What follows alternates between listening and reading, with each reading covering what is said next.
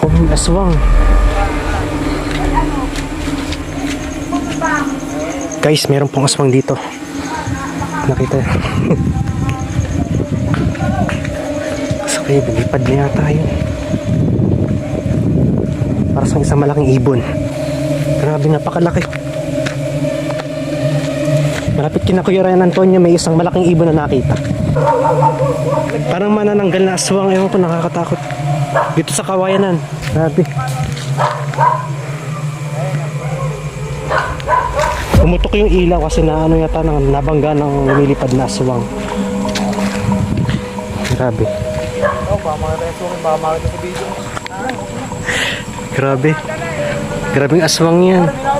Buti nga yun lang eh. Walang nasaktan, walang kinagat o kaya kinain.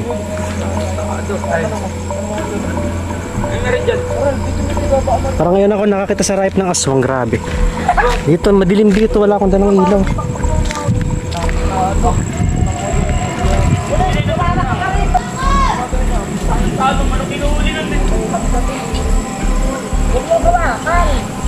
Eh. Manok na kayo huli ang puta.